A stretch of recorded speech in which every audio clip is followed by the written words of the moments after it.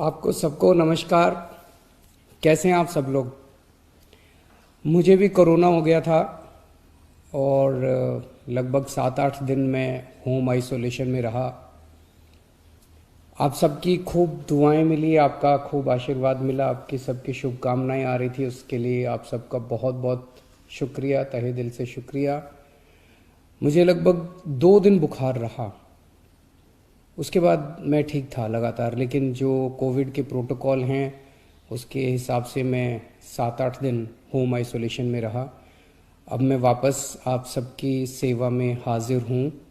आप सब लोगों की शुभकामनाओं के लिए बहुत बहुत शुक्रिया। लेकिन दिल्ली में जो कोरोना की रफ्तार बहुत ज़्यादा तेज़ी से बढ़ रही है, उसको लेके मैं हमेशा से चिंतित था।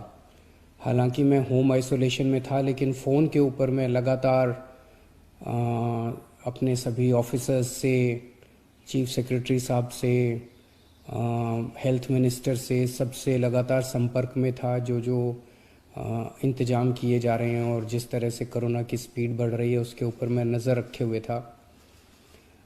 दिल्ली के अंदर जो कोरोना की, पूरे देश में कोरोना बहुत तेज़ी से बढ़ रहा है, दिल्ली में भी बहुत तेज़ी से बढ़ रहा है। रफ्तार बहुत ज़्यादा तेज़ है। मैं देख रहा था कि कल वाला जो हेल्थ बुलेटिन था उसमें लगभग 20,000 के करीब केसेस आए थे, और आज शाम को जो हेल्थ बुलेटिन आएगा उसमें लगभग 22,000 केसेस, पिछले 24 घंटे के 22,000 केसेस आएंगे। तो डेली बहुत तेज़ी से केसेस बढ़ रहे हैं, जिसको जो एक चिंता का विषय तो है, लेकिन जैसे मैंने पहले भी बोला था, घबराने की बात नहीं है। जब मैं बोल रहा हूँ घबराने की बात नहीं है, तो मैं सारा डेटा एनालाइज करके बोल रहा हूँ। पिछली जो वेव आई थी अप्रैल मई में, उसमें 7 मई को इतने ही डेली केसेस आते थे, 20,000 के करीब। जैसे अभी 20,000 केसेस आए, कल 20,000 cases per day daily cases आए। 7 मई को भी 20,000 केसेस आए थे पिछली वेव में, लेकिन 7 मई को 341 मौतें हुई थी। 341 मौतें।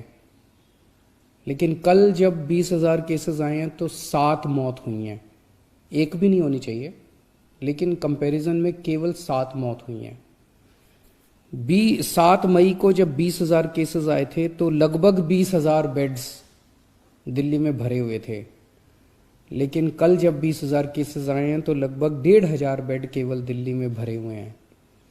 तो उस तरह से इस वेव के दौरान डेथ भी काफ़ी कम हो रही हैं और लोगों को अस्पताल जाने की भी काफ़ी कम ज़रूरत पड़ रही है। ये डेटा मैंने आपको इसलिए नहीं बताया कि इसलिए अब हम मास्क पहनना बंद कर देंगे और गैर जिम्मेदार हो जाएंगे। ये डेटा मैंने आपको इसलिए बताया कि पैनिक करने की कोई ज़रूरत नहीं है, घबराने की कोई ज़रूरत नहीं है, डरने की कोई ज़रूरत नहीं है, लेकिन जिम्मेदारी के साथ काम लेने की ज़रूरत है। जो मैं बार बार बोल रहा हूँ कि मास्क पहनना सबसे ज़रूरी है। मास्क पहनना सबसे ज़रूरी है। कई लोग मेरे से प्रश्न पूछ रहे हैं, लॉकडाउन लगेगा? हम लॉकडाउन नहीं लगाना चाहते। लॉकडाउन नहीं लगेगा अगर आप मास्क पहनोगे तो। मास्क पहन के घर से बाहर निकलो, मास्क पहन के चारों तरफ घूमो। अगर ज़रूरत ना पड़े तो घर से बाहर ना ही निकलो अभी थोड़े दिन, कोई ज़रूरी नहीं है, लेकिन मास्क पहनना बहुत ज़रूरी है। सोशल डिस्टेंसिंग बहुत ज़रूरी है। हम लॉकडाउन नहीं लगाना चाहते, फ़िलहाल लॉकडाउन लगाने की कोई हमारी मंशा नहीं है, और हम चाहते हैं कि जल्दी से जल्दी ये वेव ख़त्म हो, और कोशिश हमारी है कि कम से कम रिस्ट्रिक्शंस हम लोग लगाएं, ताकि लोगों के रोज़ी रोटी चलती रहे, लोगों के रोज़गार चलते रहें।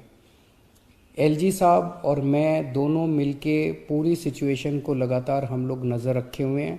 कल हमारी डीडीएमए की दोबारा मीटिंग है। उस मीटिंग में एक्सपर्ट्स के साथ फिर से हम रिव्यू करेंगे सिचुएशन को कि क्या और करने की ज़रूरत है, नहीं है।